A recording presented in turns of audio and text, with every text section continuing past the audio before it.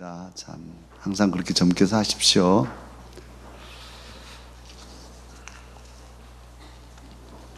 우리는 오늘 이제 마태복음 21장을 지나갑니다. 예수님께서 드디어 예루살렘에 입성하시죠. 예수님 공생애 3년이니까 공식적으로 3번은 예루살렘을 다녀가시고 이제 마지막 예루살렘 다녀가신 일인데요. 마태는 그동안에 예루살렘을 다녀가신 기록을 남기지 않았어요. 그리고 오늘 21장에서 처음으로 예수님이 예루살렘에 들어가신 것처럼 기록하고 있습니다. 예루살렘에 들어가실 때는 벳바게를 지나가셨는데요. 여러분의 프린트물에 그림 그려져 있죠. 그게 벳바게의 길이에요. 상당히 비탈길이고 이렇게 걸어 내려가면 무릎이 꺾이려고 하는 그런 정도의 비탈길이니까 어린 나귀 타고 그 비탈길을 내려가셨을 예수님 생각하면 정말 우스꽝스럽기도 하죠. 비틀비틀 하시면서 그것도 나귀가 한 번도 사람을 태워보지 않았을 텐데 예수님을 태우고 갑니다. 참 사람들은 또 모여서 막 이렇게 하는데 나귀도 당황되고 그랬을 거예요. 예수님도 상당히 곤욕스러우실 텐데 어쨌든 타고 내려가시죠. 가실 때 사람들은 예수님을 맞이합니다. 길에 겉옷을 깔고 또 나뭇가지도 깔고 그리고 나뭇가지를 들고 찬양합니다. 뭐라고 찬양합니까? 오늘 말씀 9절에 보면 다 같이 9절을 한번 다시 읽을까요? 앞에서 가고 뒤에서 따르는 무리가 소리 높여 이르되 호산나 다윗의 자손이여 찬송하리로다 주 이름으로 오시는 이여 가장 높은 곳에서 호산나 하더라. 그렇게 외쳤습니다. 호산나 풀이 해놨는데 지난번에 설교도 한번 했었습니다. 호시아나 이렇게 히브리 말 아람어도 되고 그런 말을 헬라어로 번역한 게 아니고 그 소리를 그대로 음역한 거죠. 음역을 한 거예요. 우리도 영어를 그냥 해서 호텔 그러면 뭔 말이죠 호텔이? 호텔을 호텔이라 그러는 거잖아요. 그런 것처럼 자기들 말로 된 것을 헬라 말로 이렇게 음역을 해서 기록해 놓았습니다. 호산나의 의미는 우리가 비옵나니 구원해 주십시오. 구원해 달라는 게 더 강조되어 있어요. 하나님 우리를 구원해 주십시오. 호산나 구원해 주소서 하고 외칩니다. 오늘 말씀 중에서 우리가 기억할 것은 예수님께서 왜 굳이 예수님께서 왜 이 예루살렘에 입성하신 것을 마태는 이렇게 21장에만 기록했을까? 그리고 또 예수님께서도 평소에는 조용히 그렇게 예루살렘을 다녀가셨는데 왜 이때는 그 야단을 내고 막 온 동네가 시끄럽게 예수님답지 않게 하셨을까? 나귀 새끼를 타고 이 퍼포먼스잖아요. 뭔가 뭔 시위를 하시는 것처럼 일부러 하신단 말이에요. 예수님답지 않잖아요. 왜 그러셨을까요? 왜 그러셨을까요? 예수님께서는 지금 예루살렘에 이번에 입성하시면 무엇을 하시게 됩니까? 이때 마태복음 21장에 예루살렘에 들어오시면 그 한 주간 마치시고 금요일 날 어찌 되시죠? 십자가에 달려서 죽게 되셨어요. 그러니까 예수님은 지금 죽으러 오신 거예요. 죽으러. 그리고 예루살렘은 이제 정말 죽음의 성으로 들어가시는 거죠. 당신의 전 삶을 다 내놓고 모든 죄인을 사하시기 위해서 피 흘려 죽으러 가시는 거예요. 그 길을 지금 퍼포먼스를 하시면서 어린 나귀를 타고 내려가십니다. 그러니까 이 마태는 그걸 아주 극대화시키기 위해서 마태복음 16장에 나올 예루살렘에 이제 가면 나는 장로들에게 핍박을 당하고 죽을 거야. 그리고 3일 만에 다시 살아나리라. 이렇게 예언하셨단 말이에요. 그리고 오늘 이제 드디어 이렇게 들어가시는 것은 그만큼 주님은 이 십자가 사건을 강조하고 드러내시고자 하는 보여주고자 하시는 그런 뜻이 있습니다. 마태도 그 뜻을 좇아서 강조하고 있는 것이고요. 그런데 예수님이 들어가실 때에 나귀 새끼를 타셨습니다. 그 까닭은 또 무엇일까요? 문제로 내놨는데 그 대답이 5절에 있죠. 왜 나귀를 타셨을까? 5절을 다 같이 함께 읽으십시다. 시온 딸에게 이르기를 내 왕이 네게 임하나니 그는 겸손하여 나귀 곧 멍에 매는 짐승의 새끼를 탔도다 하라 하였느니라. 그래서 예수님은 일단은 선지자들, 예언자들의 예언의 말씀을, 예언자들을 통해 주신 하나님의 뜻을 성취하시려고 나귀 새끼를 타고 가신 거예요. 그리고 이후로도 보면 예수님께서는 십자가에 달려서 그 고통스러운 시간까지도 뭘 하려고 하시냐면 하나님의 예언을 성취하려고 하세요. 뭐 하나하나 다 예언에 맞춰가지고 행동을 하신다고요. 인위적인 것처럼 보일 정도로 예수님은 하나님의 말씀에 사로잡혀 계십니다. 참 성경을 읽을 때 정말 가슴이 뜨거웠어요. 예수님 그렇게 하셨구나. 그 고통스러운 것 하나님의 예언 하나면 그냥 지나가고 말면 되잖아요. 그런데도 그걸 다 지키시는 거예요. 오늘 또 어린 나귀 새끼를 타고 그 백박의 비탈길을 비틀비틀 하시면서 왜 내려가셨을까? 첫째는 그렇게 예언되었기 때문에 멍에 매는 짐승의 새끼를 탔다고 하는 이 스가랴의 예언을 이루시려고 그렇게 하신 거란 말씀이에요. 이런 예수님의 정신은 저와 여러분도 꼭 배워야 할 거예요. 뭐 시대가 어떠하든지 상황이 어떻든지 하나님의 말씀을 붙잡고 실천하고 순종하는 그 말씀을 이루려는 이런 정신은 하나님의 사람들, 특별히 우리 장로교인들에게 꼭 있어야 할 어떤 눈에 보이는 체험이나 이런 것들을 우선해서 하나님의 말씀을 붙잡고 사는 이 신앙은 우리 장로교인들이 가지는 큰 장점이라고 할 수 있습니다. 흔들림이 없죠. 말씀을 붙잡았기 때문에. 그리고 또한 왜 나귀를 타고 가셨냐 하면 오늘 본문의 예언대로 그는 겸손해서 나귀를 타시고 나귀 중에서도 새끼 나귀를 타셨다. 지금 그렇게 예언을 하고 있는 걸 보면 또 멍에 매는 짐승의 새끼를 타셨다는 걸 보면 예수님은 겸손하신 그런 구주이심을 우리에게 드러내시려고 이렇게 어린 나귀를 타고 가셨습니다. 그리고 또 하나 그 당시의 사람들은 다들 말탄 정복자 메시아를 원했어요. 지금은 로마의 식민 통치 아래에 있기 때문에 어서 다윗처럼 오늘 다윗의 자손이여 이렇게 하잖아요. 다윗 왕처럼 전쟁을 잘하는 그 용맹스러운 그런 메시아가 와서 우리를 로마로부터 자유케 해 주었으면 하고 바라는 때이거든요.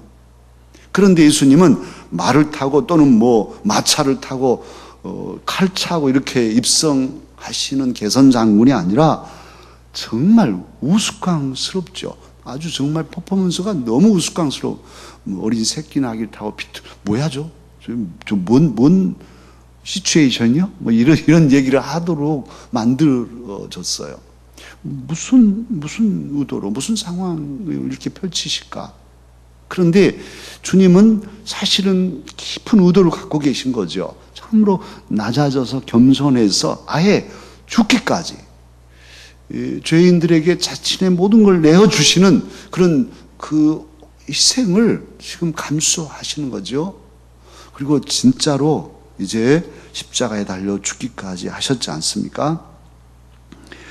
이러한 모습은 참으로 이 시대에도 우리가 정말 예수님을 본받아야 할 것이고 우리가 믿는 메시아 지금요 저와 여러분이 의지하고 바라는 메시아가 그냥 아침마다 금덩어리 툭툭 떨어뜨려 주시고 기도한 것마다 다 막 척척 다 이루어 주시고 공부 별로 안 하고 시험 봐도 그냥 다 100점이고 또 대충 봐서 눈치 보고 하면 인류대학으로 척척 가고 이런 메시아를 원하는가?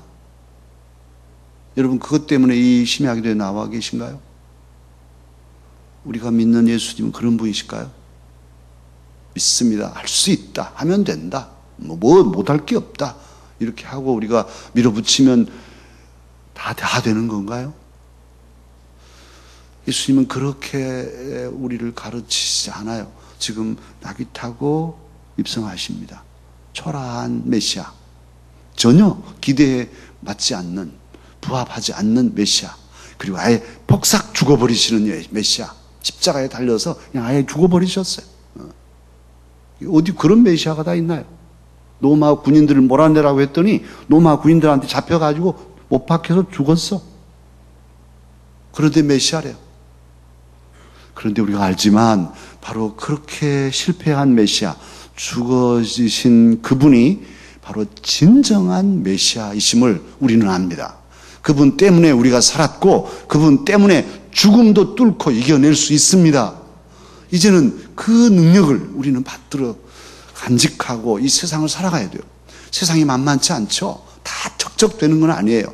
그러나 우리는 최후의 승리를 확신합니다. 절대로 우리는 쓰러지지 않을 것이고 물러서지 않을 것이고 망하지 않을 것입니다. 그 믿음이 우리에게 있는 거예요.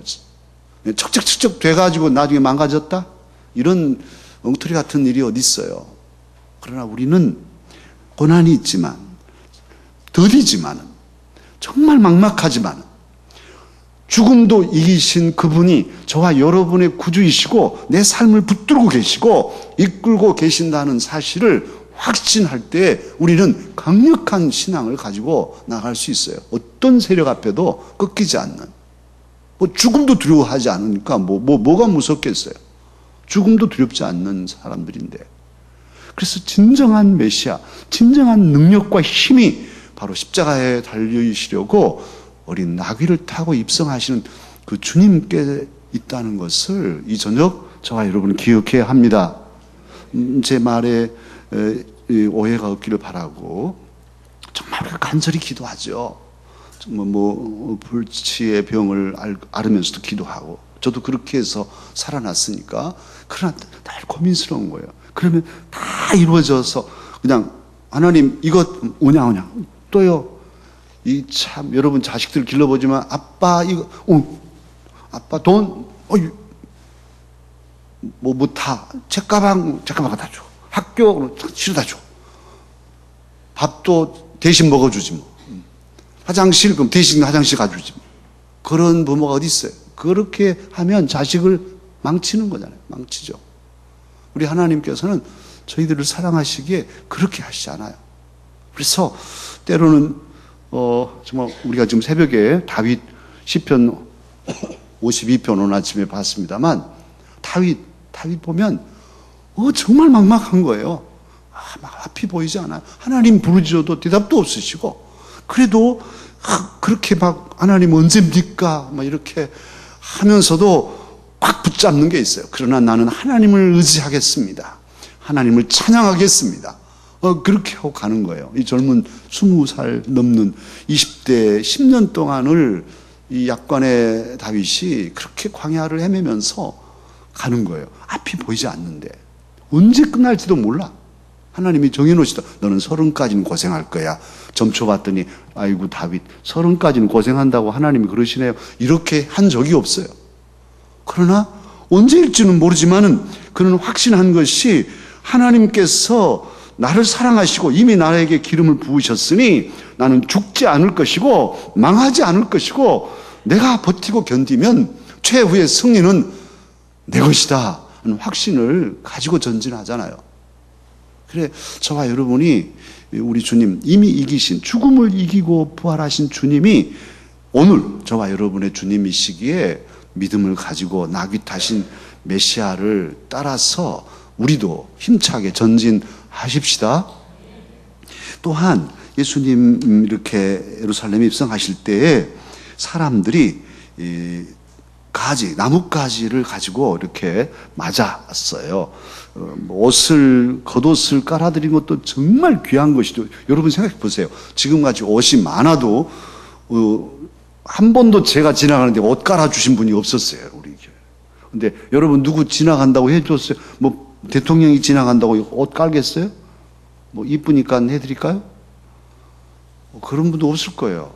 지금까지 뭐 대통령 지나가시는데 겉옷을 깔았다 이런 뉴스 본 적이 없어요.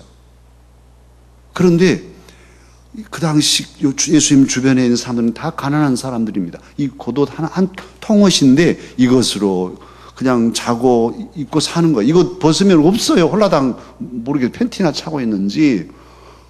그리고 그거 찢어져 버리면 어쩌라고요. 지금같이 옷이 직물이 발달된 때가 아니잖아요. 그런데 이 옷을 벗어서 깔아드리는 거예요. 이것은 최고의 애호인 거예요. 최고의. 그래서 정말 내 가장 귀한 분으로 생각하고 내 가장 소중한 분으로 맞이하는 이런 모습이거든요. 그리고 또 이제 나뭇가지를 꺾어서 이렇게 하는데 이 나뭇가지는 요한복음에는 종려나무로 돼 있어요. 이 종려나무 가지를 흔드는데 사실 이렇게 흔드는 역사적 배경이 있습니다. 약 주님 오시기 전 한 200년 전에 그 마카비우스 전쟁이 있었어요. 시리아의 억압 통치하에 있던 이스라엘이 마카비 가문에서 이렇게 형제들이 연합해 가지고 이렇게 독립운동을 합니다.